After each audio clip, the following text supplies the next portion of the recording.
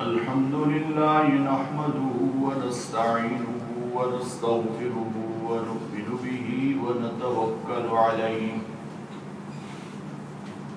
ونعوذ بالله من شرور أنفسنا ومن سيئات أعمالنا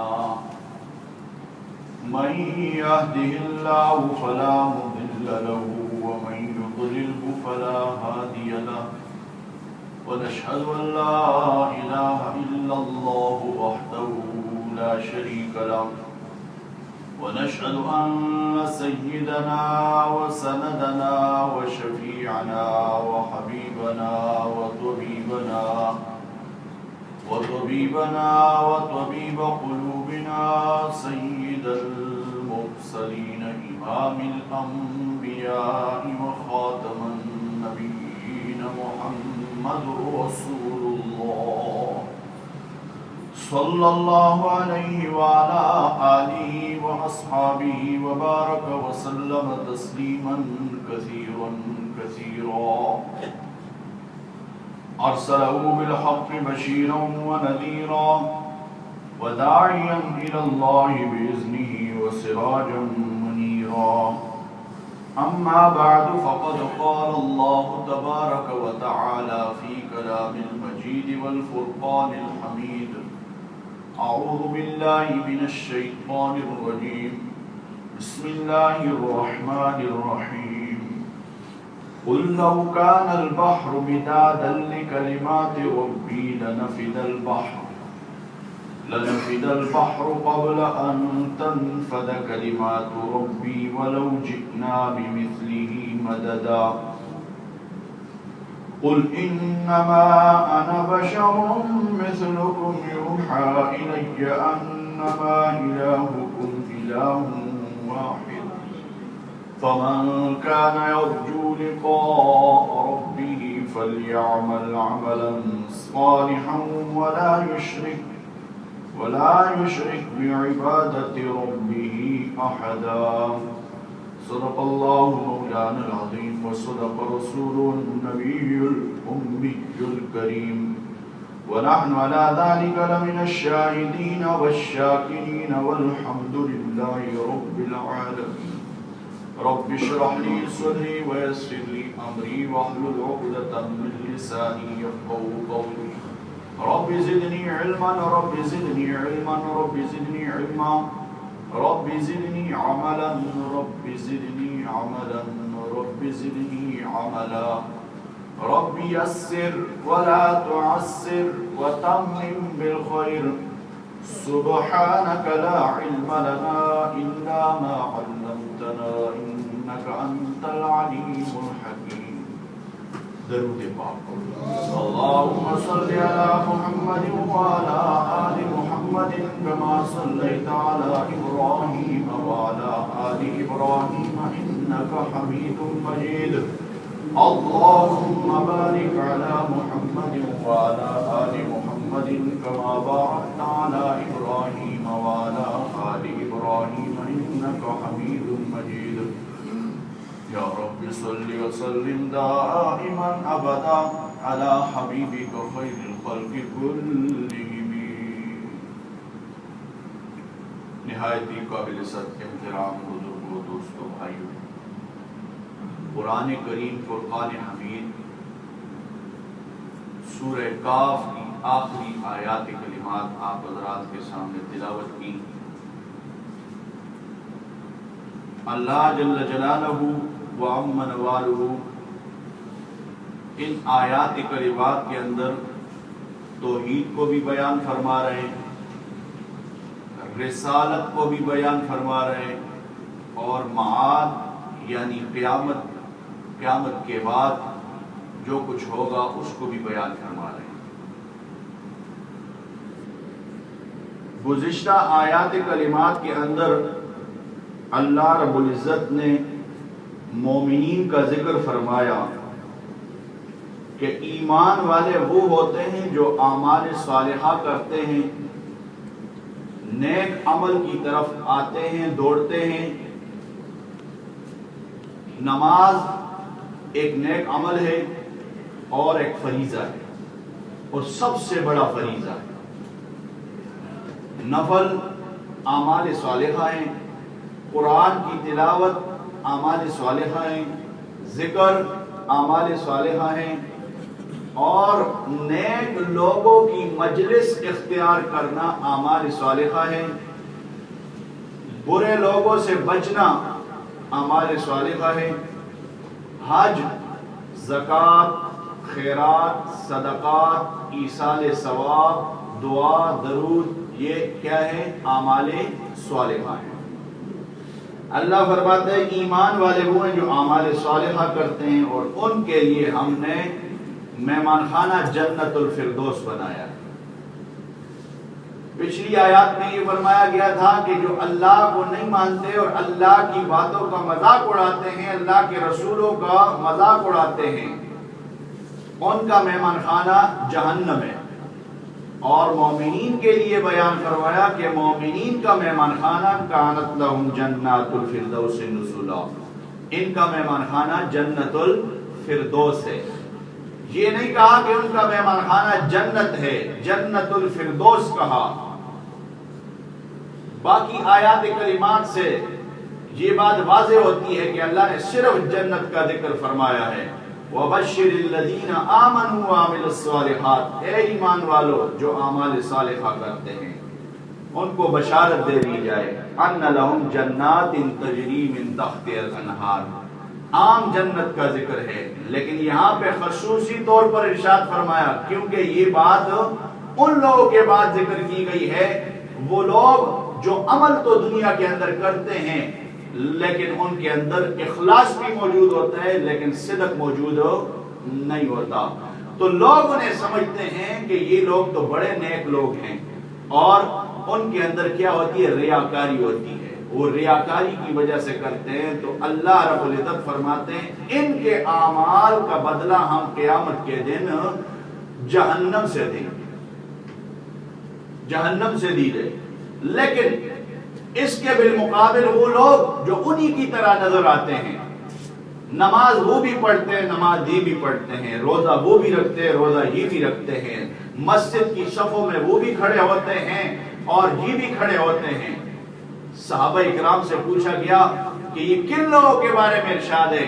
فرمایا منافقین کے بارے میں ارشاد ہے، کہ منافقین کی بھی یہ طاقت نہیں ہوتی تھی اللہ کے رسول صلی اللہ علیہ وسلم کے ہوتے ہوئے کہ تھے تو منافق لیکن نمازیں ہماری طرح پڑھتے تھے، روزے ہماری طرح رکھتے تھے، کیا پتہ اندر اندر جو ہے وہ کھاتے پیتے ہوں، لیکن بہرحال بظاہر ان کا کیا ہوتا تھا؟ روزہ ہوتا تھا، اور صف میں بھی آگے کھڑے ہو جاتے تھے، حضور علیہ السلام کے پیچھے صحابہ اکرام کے ساتھ کھڑے ہو جاتے تھے۔ فرمایا یہ وہ منافق تھے جو اوپر سے تو مسلمانی کے کام کرتے تھے لیکن اندر سے ان کے دل میں کیا تھا؟ بغض تھا اللہ اور اس کے رسول کا صلی اللہ علیہ وسلم۔ اعمال کرتے تھے، اور بعض دفعہ ایسے ہوتا ہے کہ کافر ہے وہ ایک نیک عمل کرتا ہے، اچھا کام کرتا ہے، یتیموں کی دیکھ بھال کرتے ہیں، بوڑھوں کی دیکھ بھال کرتے ہیں، اور لوگوں کے ساتھ اچھا برتاؤ کرتے ہیں۔ آپ کہتے ہیں کام تو مسلمانی والا ہے، کام تو مسلمانی والا ہے، ذرا پوچھ تو لو کیا پتا ہے مسلمان بھی ہے کہ نہیں ہے؟ لیکن جب اپنے گریبان میں دیکھتا ہے کہ میں تو کلمہ پڑھنے والا ہوں اور یہ کام تو مجھے کرنے چاہیے تھے، یہ کیوں کر رہا ہے؟ تو اس کا جواب آج کل کے دور کے اندر بھی جو ہے ملنا بڑا آسان ہے کہ جب کافروں کو بھی بڑی کوئی سخت ضرورت اور پریشانی پیش آ جاتی تھی تو وہ بھی کلام پاک پڑھنا شروع کر دیتے تھے، کلام پاک کی وجہ سے ان کو سکون ملتا تھا، اور پھر اللہ رفتہ رفتہ دھیرے دھیرے ان کے دل میں قرآن کو اتار کر ان کو ایمان کی دولت سے نواز دیتا ہے۔ یہ تو پیچھے واقعات موجود ہیں، آج کے دور میں بھی ہوں گے، ہو سکتا ہے یہ مستشرقین جو ہیں یہ قرآن پڑھتے ہیں، قرآن پڑھاتے ہیں، حتیٰ کہ بخاری شریف رٹی ہوئی یاد کی ہوئی ہوتی ہے انہوں نے، اور سیاست کی کتابیں پڑھتے ہیں اور پڑھاتے ہیں، لیکن ان کے دل میں نہ صدق ہوتا ہے اور نہ اخلاص ہوتا ہے، صرف دنیا کی غرض سے پڑھتے ہیں۔ اب لوگ ان سے پھر مسلمان ناسمجھی کی حالت میں مسائل پوچھنا شروع کر دیتے ہیں. فلاں ڈاکٹر صاحب سے مسئلہ پوچھو جی، فلاں پروفیسر صاحب سے مسئلہ پوچھو جی. ایسا ہی ہوتا ہے. اب وہ کیا ہوتا ہے، پھر اپنی رائے شامل ہو جاتی ہے اس میں. پاکستانی ٹی وی چینلوں کے اوپر بھی لوگ آتے ہیں، قرآن کے ترجمے کر رہے ہوتے ہیں. عیسیٰ علیہ السلام کو ایک مسلمان شخص نے اور ایک مسلمان اس کا پروگرام آتا ہے علم و حکمت کے نام سے. کہا عیسیٰ علیہ السلام تو دنیا سے رخصت ہو چکے ہیں، فوت ہو چکے ہیں. اب قرآن نے صاف الفاظ میں کہا ہے کہ عیسیٰ علیہ السلام کو بر رفعہ اللہ الیہ، اللہ نے اوپر اٹھا لیا. یقیناً، اور یہ یقیناً میں اپنے الفاظ استعمال نہیں کر رہا، قرآن کے الفاظ ہے. یقیناً بل رفعہ اللہ الیہ، یقینی بات ہے کہ اللہ نے ان کو اپنی طرف اٹھایا ہے. اب وہ مسلمان ملک کے اندر رہ کر جب عالم کو نہیں بٹھائیں گے، ترجمہ نہیں کریں گے تو غلطی ترجمہ کیا جائے گا. اس نے دوسری آیت کا ترجمہ وہ سمجھ لیا اور چھٹے پارے کی آیات جو صاف الفاظ میں موجود ہیں اس کو بھول گیا. بھولا کیا ہے، پڑھا ہی نہیں ہوگا. تو ایسے لوگ بہت پیدا ہوں گے. اب وہ اپنی طرف سے کوشش کرے گا کہ میرے دل کے اندر بڑا اخلاص موجود ہے کہ میں اللہ کو یاد کر رہا ہوں اور اللہ کے دین کا بڑا کام کر رہا ہوں. لیکن اگر دیکھا جائے تو صدق سے وہ خالی ہے. اب صدق سے خالی. اب آپ کو کیا بتایا گیا ہے شروع میں کہ عیسیٰ علیہ السلام کہاں پہ ہیں؟ زندہ ہیں، آسمانوں میں ہیں. اور عیسیٰ علیہ السلام کب آئیں گے؟ حضور علیہ السلام کے امتی بن کر قرب قیامت میں وہ آئیں گے. اب بھی موجود ہے، لوگ پھر بھی سنتے ہیں. اگر یہ مسئلہ ان کا غلط ہے تو اور بھی تو کتنے غلط ہو سکتے ہیں. ٹھیک ہے نا؟ احتیاط کی ضرورت ہے. آج ہم مسلمان کہاں جا رہے ہیں؟ ہماری اولادوں کو کس لائن پہ لگایا جا رہا ہے؟ ہم کہتے ہیں نہیں جی ہمارا تو عقیدہ ٹھیک ہے نا جی، ہم تو بالکل ٹھیک ہیں. اب گھر میں جو بچے سننے والے ہیں ان کا کیا ہوگا؟ ہمارے اندر اتنی کیٹیگری ہے کہ ہم ان کو سمجھا سکیں، ہم ان کو ٹائم دے سکیں. وہ تو صبح جاتے ہیں تو ہم اس وقت کام پہ گئے ہوئے ہوتے ہیں، اور وہ جب رات کو واپس آتے ہیں تو ہم اس وقت سوئے ہوئے ہوتے ہیں. تو کون ان کو سمجھائے گا؟ اس لیے کہتے ہیں کہ ان کے دل میں صدق موجود نہیں ہے. صدق نہ ہونے کی وجہ سے کیا ہوا؟ اتنا بڑا نقصان ہوا کہ ایک مسلمان ملک کے اندر یہ کچھ ہو رہا ہے.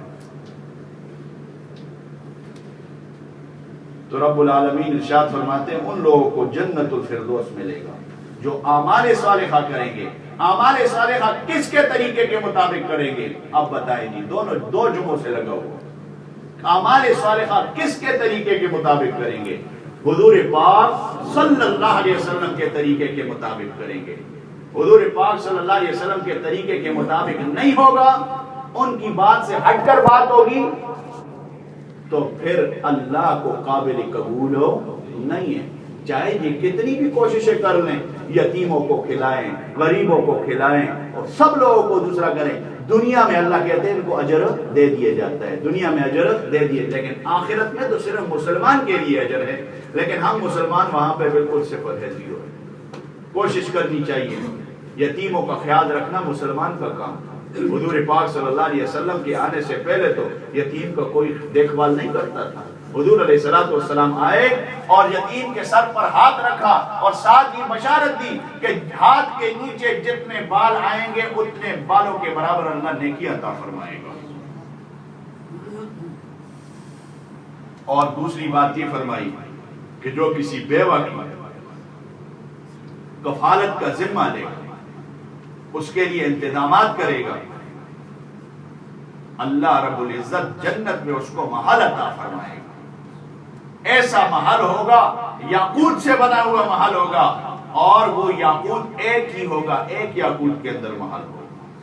70,000 اس کا دروازہ ہوگا اور 70,000 اس کی کھڑکیاں ہوں گی، 70,000 دروازے پہ فرشتہ کھڑا ہوگا، 70,000 فرشتہ اس کو سلام کرے گا کہ تو نے ایک مسلمان عورت کی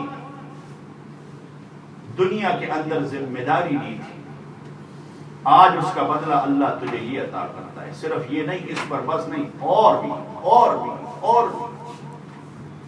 بھی اللہ عطا کرے۔ کانت لہم جنات الفردوس نزلا، ان کا مہمان خانہ جنت الفردوس ہے، اور یہ وہاں سے ان کا دل بھی جو ہے نہیں کرے گا کہ دوسری طرف جائیں گے، ہمیشہ رہے خالدین فیہا لا یبغون عنہا حولا، اور ان کا دل دوسری طرف نہیں کرے گا کہ ہم دوسری طرف چلے جائیں سیر و تفریح کے لیے، نہیں، اس مقام پر یہ خوش ہوں گے۔ آج اللہ حوروں کی جھلک دکھا رہا ہے تو تھوڑی دیر بعد اللہ مہمان کو لے آئیں گے، اور تھوڑی دیر بعد اللہ پاک پھر اپنی جو ہے میزبانی ان کے لیے کریں گے، اور پھر اللہ رب العزت تھوڑی دیر کے بعد اپنا کلام سنائیں گے، پھر حضور پاک صلی اللہ علیہ وسلم کو حکم ہوگا آپ کلام سنائیں۔ یہ ساری چیزیں وہاں پہ ہوں گی، تو یہ کہاں سے اس کا دل کرے گا کہ دوسری طرف چلا جاؤں؟ اب اللہ فرماتے ہیں کہ میں وہ اللہ ہوں جس نے جنت کو بھی پیدا کیا، جس نے جہنم کو بھی پیدا کیا، اور جہنم کے لیے اللہ رب العزت نے ارشاد فرمایا اپنے نبی صلی اللہ علیہ وسلم کی زبان سے، جہنم کی 70,000 لگامیں ہیں۔ کتنی لگامیں؟ لگام جانتے ہو جو گھوڑے کو اور دوسرے کو خچروں کو ڈالی جاتی ہے، 70,000 لگامیں ہیں جہنم کی۔ حدیث پاک میں آتا ہے 70,000 لگامیں ہیں جہنم کی، اور ہر لگام کو 70,000 فرشتے نے قابو کیا ہوا ہے، پکڑا ہوا ہے، لیکن وہ پھر بھی جب قیامت کے دن بلائی جائے گی تو بھدکتی ہوئی آئے گی، جس طرح کہ گھوڑا مست گھوڑا ہوتا ہے اور بھدکتا ہوا آتا ہے، ایسے آئے گی۔ 70,000 لگامیں اور 70,000 فرشتے نے ایک لگام کو پکڑا ہوا ہے، اور وہ یہ آوازیں دیتی حل من مزید، حل من مزید، حل من مزید، یا اللہ جتنے ڈال لیے اور بھی ڈالو، میرا پیٹ ابھی تک نہیں بھرا، اور ڈالیں اور ڈالیں اور ڈالیں۔ تو یہ جہنم کی حالت ہوگی۔ فرمایا حدیث پاک میں آیا ہے اے مسلمانوں ڈر جاؤ۔ حضور صلی اللہ علیہ وسلم بشیر بھی تھے، نذیر بھی تھے، حضور بشارت دینے والے بھی تھے، جنت کی بشارتیں سنا گئے کہ یہ کرو گے، نیک اعمال کرو گے تو یہ چیزیں ملے گی۔ نذیر بھی تھے، ڈراوا بھی دے گئے، ڈراوا بھی دے گئے کہ اگر غلط کام کرو گے تو پھر تمہارے لیے پکڑ بھی ہے وہاں پہ۔ تو حضور پاک صلی اللہ علیہ وسلم نے ارشاد فرمایا جہنم کی آگ کو 3,000 سال تک جلایا گیا۔ کتنے ہزار سال تک؟ 3,000 سال تک رب نے جلایا۔ 1,000 سال تک رب نے جلایا تو وہ سرخ ہو گئی۔ انگاروں کو دیکھو، اب اپنے ذہنوں میں انگارے لے آؤ، پاکستان والے جو ہیں یہاں پہ تو میسر نہیں ہوتے۔ انگارہ پہلے سرخ ہوتا ہے، 1,000 سال اللہ نے آگ کو جلایا جہنم کے اندر تو وہ سرخ ہو گئی۔ حضور پاک صلی اللہ علیہ وسلم فرماتے پھر 1,000 سال تک اللہ نے اس کو جلایا تو وہ سفید ہو گئی۔ انگارہ جب بھج جاتا ہے تو کیا ہو جاتا ہے؟ سفید ہو جاتا ہے، لیکن ہاتھ تو کوئی لگائے اس کو، اندر آگ ہوتی ہے۔ فرمایا پھر 1,000 سال تک اللہ نے اس کو جلایا، یہاں تک کہ وہ کالی ہو گئی، اور اب کالی سیاہ ہے، اب کالی ہے، وہ آگ ایسی ہے کہ کالی سیاہ ہے۔ اللہ ہم سب کی حفاظت فرمائے، تمام مسلمانوں کی، عزیز رشتہ داروں کی، سب کی اللہ حفاظت فرمائے۔ اللہ فرماتے ہیں اب دیکھ لو وہ کس اللہ نے بنائی ہے، وہ رب ایسا ہے، قل اے میرے نبی کہہ دیے لو کان البحر مدادا لکلمات ربی، اگر اس کی تعریف میں، اگر اس کی تعریف میں سمندروں کو سیاہی بنا دیا جائے اور درختوں کو کلمے بنا دیا جائے اور جنات و انسان بیٹھ جائیں، فرشتے بیٹھ جائیں، تمام مخلوقات بیٹھ جائیں، اس کی تعریف علم و حکمت کی لکھنا شروع کر دیں، اب جب وہ تعریف لکھنا شروع کر دیں گے، لکھتے چلے جائیں گے، لکھتے چلے جائیں گے، ختم ہو جائیں گے، سارے کے سارے ختم ہو جائیں گے۔ کیا کہتے ہیں لوگ دنیا کے اندر کتنے سمندر ہیں؟ 7 سمندر ہیں، 7 سمندر، اب اللہ رب العزت یہاں پہ 7 سمندروں کا ذکر نہیں فرمائیں گے، دوسری آیت میں 7 سمندروں کا ذکر فرمائیں گے. مدادا لکلمات ربی، رب کے کلمات اس سے لکھے جائیں اس سیاہی کے ساتھ. لنفد البحر، وہ سمندر ختم ہو جائیں گے. قبل ان تنفد کلمات ربی، قبل اس کے کہ تیرے رب کے کلمات ختم ہوں. اس سے پہلے کہ تیرے رب کے کلمات باقی رہیں گے، لیکن وہ سیاہی کیا ہو جائے گی؟ ختم ہو جائے گی. دوسری جگہ اللہ ارشاد فرماتے ہیں 21ویں پارے کے اندر، وَلَوْ أَنَّمَا فِي الْأَرْضِ مِنْ شَجَرَةٍ أَقْلَامٌ، پوری دنیا پورائے ارض کے درختوں کو کلمے بنا دو. وَالْبَحْرُ يَمُدُّهُ مِنْ بَعْدِهِ سَبْعَةُ أَبْحُرٍ مَا نَفِدَتْ كَلِمَاتُ اللَّهِ، اور سمندروں کو اکٹھا کر لو، ایک کو نہیں، 2 کو نہیں، 3 کو نہیں، صرف ایک ملک کے سمندر کو نہیں، 2 ملکوں کے سمندروں کو نہیں، پوری دنیا کے 7 سمندر، 7 أبحر ما نفدت کلمات اللہ، 7 سمندروں کو اکٹھا کر لو، تب بھی تیرے رب کے کلمات لکھنے سے ختم ہو نہیں ہوتے، وہ باقی رہیں گے. لیکن یہاں پہ مفسرین کرام فرماتے ہیں اللہ نے کوئی عجیب بات ہی کہہ دی ہے. وہاں پہ تو 7 سمندروں کا ذکر کیا، یہاں تو کچھ اور ہی کہہ دیا. وَلَوْ جِئْنَا بِمِثْلِهِ مَدَدًا، ان 7 سمندروں کو کیا کر دو جی؟ بِمِثْلِهِ مَدَدًا، ڈبل کر دو. تو ڈبل ہو گئے تو 7 اور 7 کتنے ہو گئے؟ 14 ہو گئے. فرمائے 14 سمندر بھی مل جائیں تو رب العالمین کے کلمات کو لکھنا شروع کر دے اور ساری مخلوقات لکھنا شروع کر دے، رب العالمین کے کلمات ختم ہو نہیں ہوتے. اس رب نے یہ جنت اور جہنم بنائی ہے. اب اپنے نبی صلی اللہ علیہ وسلم سے کیا فرما رہے ہیں؟ قل، فرما دیجئے میرے نبی صلی اللہ علیہ وسلم، انما انا بشر مثلکم، میں تمہاری طرح انسان ہوں. بشر مثلکم، تمہاری طرح انسان ہوں. یہ نہیں کہ میری اور آپ کی طرح، بظاہر میں لگتے ہوئے انسان ہے تم، لیکن اب آپ کے ہم تعریف بیان کرتے ہیں، آپ کے کمالات کو بیان کرتے ہیں. انسانیت سے حضور صلی اللہ علیہ وسلم کو نکالنا یہ کفر ہے. یہ کیا ہے؟ کفر ہے. یاد رکھنا، اس قرآن کی آیت کا انکار ہو جائے. اب قرآن کی آیت کے اوپر اگر کسی کی نظر نہیں ہوگی تو گمراہ ہو جائے. قل انما انا بشر مثلکم، میں تمہاری طرح انسان ہوں، لیکن کیا ہے؟ انسان تو ہوں، اولاد تمہاری بھی ہے میری بھی ہے، شادیاں میں نے بھی کی ہیں تم نے بھی کی ہے. فرشتہ تو شادی نہیں کرتا، فرشتہ تو شادی کیوں نہیں کرتا ہے؟ فرشتہ تو کھانے پینے سے ہی پاک ہے. حضور علیہ السلام فرماتے ہیں مجھے بھوک لگتی ہے میں کھاتا بھی ہوں اور پیتا بھی ہوں.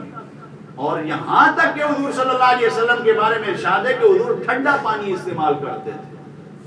کون سا پانی؟ آپ کے ذہن میں بات آئے گی وہاں اس وقت فریج کہاں پہ تھا کہ ٹھنڈا پانی، اور پھر وہ بھی جو ہے حجاز کے جو ہے دوسرے میں مکہ اور مدینے میں ایک صحابی کے باغ کے اندر ایک کنواں تھا. بعض کنویں ایسے ہوتے ہیں جن کا پانی ذرا ٹھنڈا ہوتا ہے، تو حضور علیہ السلام کے لیے اسپیشل وہاں سے کنویں سے پانی بھر کے لایا جائے.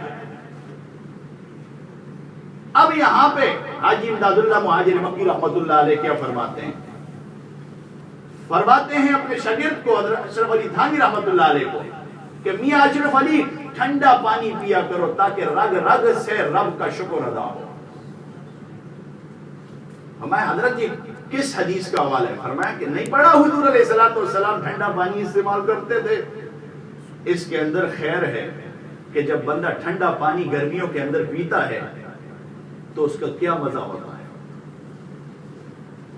بے اختیار دل سے کیا نکلتا ہے؟ الحمدللہ.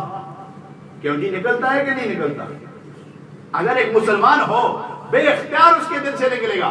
جب پیے گا پانی بسم اللہ پڑھ کے پیے، بیٹھ کر پیے، 3 سانسوں میں پیے، اور پانی کو دیکھ کر پیے کہ اس کے اندر کیڑا مکوڑا کوئی تنکا وغیرہ تو نہیں ہے. اور پھر اس کے بعد جب پی لے دائیں ہاتھ سے پیے الحمدللہ کہہ دے. کیا کہہ دے؟ الحمدللہ. بے اختیار اس کے دل سے نکلے گا. نہیں تو آپ تجربہ کر لیں، گرمی آ رہی ہے گرمیوں کے اندر تجربہ کر لیں. اور حجاز میں تو گرمی ہے، وہاں پہ تو 50 ڈگری تک جاتی ہے.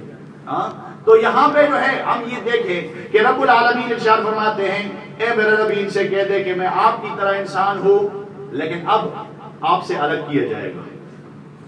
بیوی ہیں، بچے ہیں، اولاد ہے، ماں باپ بھی ہیں اور ان کے ماں باپ بھی ہیں. چلتے چلتے آدم علیہ السلام تک شجرہ نسب جاتا ہے اور ابھی تک چلا آ رہا ہے. تو اگر انسانیت سے حضور علیہ السلام کو دماغ سے سوچے، ٹھنڈے دماغ سے، کہ اگر حضور علیہ السلام کو ہم انسانیت سے نکال لیں گے تو پھر سید زادے تو رہے کوئی نہیں. پھر آپ کیوں کہتے ہیں کہ سید ہے جی قدر کرو حضور کی اولاد ہے؟ اولاد تو ان کی ہوتی ہے جو انسان ہوتے ہیں. انسان کو اللہ نے بڑا مقام دیا ہے، یاد رکھنا. انسان معمولی چیز نہیں ہے. فرشتے کو اللہ نے اشرف المخلوقات نہیں کہا. توجہ ہے کہ نہیں ہے؟ اللہ نے فرشتے کو اشرف المخلوقات نہیں کہا، میرے اور آپ کو اشرف المخلوقات کہا ہے. اشرف المخلوقات، یا اللہ یہ اشرف المخلوقات کیا چیز ہوتی ہے؟ اللہ فرماتے تیرے بنانے پہ میں نے فرشتوں کے ساتھ مکالمہ کیا تھا. فرشتوں نے کیا کہا تھا؟ یا اللہ خون فساد کرے گا تیری تسبیح کے لیے، تیرے ذکر اذکار کے لیے تو ہم ہیں نا، کیوں ان کو پیدا کر رہا ہے؟ اللہ نے کہا جو میں جانتا ہوں وہ تم نہیں جانتے.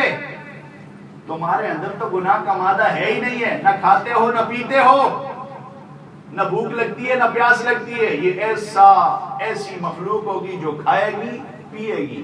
اس کے لیے میں امتحان رکھ دوں گا، یہ چیز کھانی ہے یہ چیز نہیں کھانی، اس چیز سے احتیاط کرنی ہے اس چیز سے احتیاط نہیں کرنی. اور پھر اس سے یہ کہوں گا تیرے بیوی بچے ہوں گے، تیرا جوڑا ہوگا وَخَلَقْنَاكُمْ أَزْوَاجًا، اور پھر وَجَعَلْنَا نَوْمَكُمْ سُبَاتًا، تیرے لیے نیند بھی ہوگی. وَجَعَلْنَا اللَّيْلَ لِبَاسًا، رات کو تو نیند کرے گا. وَجَعَلْنَا النَّهَارَ مَعَاشًا، اور تو دن کو کام کاج کرے گا. یہ ساری چیزیں جب تیرے ساتھ ہوگی اس سے وقت نکال کر تو کیا کرے گا؟ نماز پڑھنے کے لیے آئے گا، تو رب کو راضی کرنے کے لیے قرآن پڑھے گا، دل نہ چاہتے ہوئے بھی تو وہ کام کرے گا. تو رب کہتے ہیں مجھے تو وہ پسند ہے. تم تو رکوع میں ہو تو رکوع میں رہو گے، تم تو سجدے میں ہو تو سجدے میں رہو گے، تم تو ذکر کر رہے ہو تو ذکر میں رہو گے. وہ تو ایسا ہوگا جو وقت نکال کے آئے گا. اس لیے والتین والزیتون وطور سینین وہذا البلد الامین لقد خلقنا الانسان فی احسن تقویم، بڑا ہی بہتر انداز میں تجھے تو پیدا کیا ہے. تو جو بہتر ہوتا ہے ان میں سے پھر نبیوں کو پیدا کیا ہے. اور دوسری ربنا وبعث فیہم، نہیں لقد من اللہ، اس میں ہے یہ لقد من اللہ، مومنین کے اوپر ہم نے احسان کیا. علی المؤمنین، مومنین کے اوپر اذ بعث فیہم رسولا من انفسہم، انہی میں سے. کیا کیا ہم نے؟ رسول بھیجا. مومنین کے اوپر ایسا کہ انہی میں سے ہم نے رسول بھیجا، انہی میں سے. اب اللہ اس کی تشریح فرمائیں گے دوسری آیات کلمات میں کہ جناب جن لوگوں نے نبیوں کو خدا کا بیٹا سمجھا، جن لوگوں نے نبیوں کو اللہ کا جز بنا دیا اور خدا سمجھ بیٹھے، وہ کیا ہوئے؟ گمراہ ہوئے. عیسائیوں نے کیا کہا؟ وقالت اليهود عزیر ابن اللہ، یہودیوں نے کہا ہمارا عزیر علیہ السلام اللہ کا بیٹا ہے. بیٹا باپ کا کیا ہوتا ہے؟ جز ہوتا ہے. بیٹا باپ کا کیا ہوتا ہے؟ جو خون ہوتا ہے نا، بیٹا باپ کا خون ہوتا ہے. وقالت اليهود عزیر ابن اللہ، عزیر علیہ السلام اللہ کا بیٹا ہے. تو عیسائیوں نے کہا ہم کوئی پیچھے ہیں. وقالت النصارى المسیح ابن اللہ، ہمارا عیسیٰ بھی خدا کا بیٹا ہے. ہمارا عیسیٰ بھی کیا ہے؟ خدا کا بیٹا ہے. رب نے اعلان کر دیا لم یلد ولم یولد وَلَمْ يَكُنْ لَهُ كُفُوًا أَحَدٌ، نہ میں کسی سے پیدا ہوا ہوں نہ مجھ سے کوئی پیدا ہوا ہے. تو تم عیسائی بھی غلط ہوئے اور تم یہودی بھی غلط ہوئے. اور دوسری جگہ ارشاد فرمایا مسلمانوں خیال رکھنا کہیں ایسا نہ ہو تم بھی اپنی نبی کی محبت میں اتنے آگے چلے جاؤ مسلمانی نے چھوڑ دو انہی کی طرح. بڑی عجیب بات ہے جی.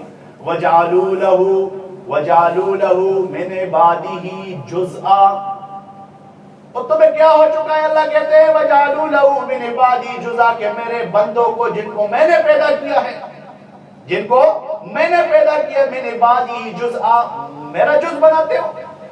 عیسیٰ علیہ السلام کو میں نے پیدا کیا، تم کہتے ہو خدا کا بیٹا ہے. عیسیٰ علیہ السلام کو میں نے پیدا کیا، عزیر علیہ السلام کو میں نے پیدا کیا، تم کہتے ہو خدا کا بیٹا ہے. یہ کیسے ہو سکتا ہے؟ اور پھر عیسائیوں نے کہا کہ عیسیٰ بھی خدا کا خدا ہے، خدا بھی خدا ہے، مریم بھی خدا ہے۔ دوسرے فرقے بن گئے، انہوں نے کہا کہ نہیں، مریم بھی خدا ہے، عیسیٰ بھی خدا ہے، خدا بھی خدا ہے، اور ایسا ہے کہ جبرائیل بھی خدا ہے۔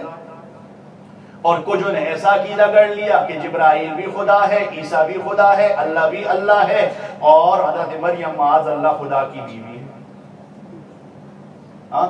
تو یہ اللہ نے سارا کچھ بیان کیا ہے، قرآن کریم کے اندر ہر چیز موجود ہے، احادیث رسول اللہ میں۔ تو فرمایا کہ لوگوں، اللہ کے نبی صلی اللہ تعالی علیہ وسلم، اللہ کے نبی صلی اللہ علیہ وسلم، آپ فرما دیجئے کہ میں آپ کی طرح انسان ہوں، لیکن فرق کیا ہے؟ یوحا الیہ، اولاد تمہاری بھی ہے، میری بھی ہے، کعبے کا طواف تم بھی کرتے ہو، میں بھی کرتا ہوں، حج تم بھی کرتے ہو، میں بھی کرتا ہوں، لیکن یوحا الیہ، اللہ کے کچھ برگزیدہ بندے ہوتے ہیں۔ اللہ کے ان برگزیدہ بندوں میں جب آدم علیہ السلام سے لے کر قیامت تک کے آنے والے انسان پر اللہ نے نظر کی تو اللہ نے 1,24,000 انبیاء کو نکال لی۔ اللہ نے 24,000 انبیاء کو ان انبیاء کو نکالا ہے، وہ انسان لیکن معصوم عن الخطا ہے، معصوم عن الخطا ہے۔ ہمیں پڑھایا جاتا ہے نا سکولوں کے اندر کہ نبی کیا ہوتے ہیں؟ معصوم ہوتے ہیں۔ نبی کیا ہوتے ہیں؟ معصوم معنی کیا ہوتے ہیں؟ ان سے گناہ سرزد نہیں ہو سکتا، یاد رکھنا، ان سے گناہ سرزد نہیں ہو سکتا۔ یہاں پہ قادیانیوں کو معالطہ لگا، یہاں پہ انہوں نے یہ بھی کہہ دیا کہ خدا بھی جھوٹ بولتا ہے اور خدا کے نبی بھی جھوٹ بولتے ہیں، اور فلاں فلاں بہت کچھ کہہ گئے، بہت کچھ کہہ گئے، اور یہ نہ سمجھا کہ لوگوں نے کتابوں میں محفوظ کر لیا ہے، لوگوں نے کتابوں کے اندر تو محفوظ کر لیا ہے۔ اب ان کے مسجد کے بعد تو لکھا ہوتا ہے لا الہ الا اللہ محمد الرسول اللہ۔ عام مسلمان جس کو قادیانیت کا پتہ نہیں ہے وہ کیا جانے کہ یہ مسلمانوں کی مسجد ہے یا غیر مسلموں کی مسجد ہے؟ وہ ہمارے رسول کی آڑ لے کر اپنے رسول کو اپنے نبی کو مانتے ہیں، جو مرزا قادیانی تھا اس کو مانتے ہیں۔ اب کیا کچھ انہوں نے بکواسات اپنی کتابوں میں لکھے، مسلمان بیچارے کو پتہ نہیں، مسلمان بس اسی پہ اڑا ہوا ہے۔ ہم تو جی کلمہ پڑھتے لا الہ الا اللہ محمد رسول اللہ، اپنے نبی کا نام پوچھ لو تو کہتے جی مجھے تو پتہ نہیں ہے، حالانکہ پڑھتا ہے کلمہ لا الہ الا اللہ محمد رسول اللہ، کیونکہ وہ توجہ ہی نہیں دی ہوتی۔ ہمارے نبی کی قبر مبارک کہاں پہ جی وہ نہیں پتہ ہوتا کہ مدینہ منورہ کے اندر ہے، پیدا کہاں ہوئے، مکہ میں پیدا ہوئے، اور ہجرت کہاں پہ کی، مدینہ میں کی۔ یہ ساری باتیں جو ہے شروعات کی باتیں ہیں۔ اب اللہ فرماتے ہیں یوحا الیہ، ہم اپنے نبی کی طرف وحی کرتے ہیں، اور وہ جبرائیل ان لوگوں کے پاس آتا ہے جن کے اندر کوئی کمال ہوتا ہے۔ اللہ نے بندہ، میں اور آپ بھی اپنے آپ کو بندے کہتے ہیں کہ ہم بندے ہیں، کہتے ہیں نا کہ بندے ہیں، ہم بندے ہیں نا جی، لیکن ایک وہ بندے ہیں جن کو خدا کہتا ہے یہ میرے بندے ہیں۔ پڑھو ذرا، اشہد ان لا الہ الا اللہ واشہد ان محمدن عبدہ و رسولہ۔ قیامت تک لوگ نماز میں پڑھیں گے کہ نہیں؟ نہیں تو نماز ہوگی کہ نہیں ہوگی؟ کیوں جی ہوگی نماز؟ نماز نہیں ہوگی۔ عبدہ و رسولہ، سبحان الذی اسرا بعبدہ، میں اور آپ بھی تو کہتے ہیں ہم بندے ہیں، تو رب نے کیوں کہتا ہے؟ الگ کر کے بیان کرتے ہیں۔ ہمارے اور ان کے اندر فرق ہے، بہت بڑا فرق ہے، بہت بڑا فرق ہے۔ ہم گناہ کے قریب اگر نہیں جاتے تو ولی اللہ بن جاتے ہیں، ہم گناہ کے قریب اگر نہیں جاتے تو ولی اللہ بن جاتے ہیں۔ گناہ ان کے قریب نہیں جاتا، گناہ ان کے قریب نہیں جاتا۔ فرق ہوا کہ نہیں؟ زمین آسمان کا ہوا، زمین اور آسمان کا ہوا۔ اب اللہ فرمائے یوحا الیہ، ہم نے وحی کی ہے اپنے پیغمبر کی طرف۔ اب وہ پیغمبر کیا فرمایا؟ انما الہکم الہ واحد، 360 کو چھوڑو ایک کو مانو، 360 کو چھوڑو ایک کو مانو۔ تو ان لوگوں نے کیا کہا 14ویں سپارے کے اندر؟ اللہ نے آپ کو ہی نبی بنا کر بھیجنا تھا، قریش کے اندر، ہاشمی خاندان کے اندر، آپ تو عبد المطلب کے پوتے ہیں، عبداللہ کے بیٹے ہیں، آپ کو اللہ نے نبی بنا کر، کوئی فرشتہ کیوں نہیں بھیج دیتا اللہ نے؟ اللہ نے کوئی فرشتہ کیوں؟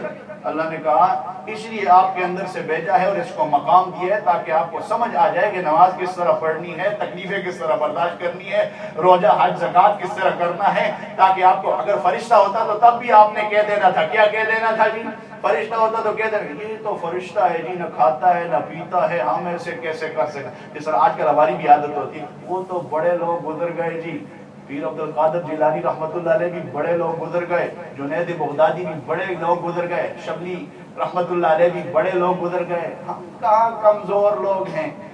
یہی دو ہاتھ ان کے ساتھ بھی تھے، یہی دماغ ان کے ساتھ بھی تھا، یہی دو آنکھیں ان کے ساتھ بھی تھی، یہی منہ ان کے ساتھ بھی تھا، یہی پاؤں ان کے ساتھ بھی تھے، لیکن انہوں نے خدا کو راضی کر لیا تھا۔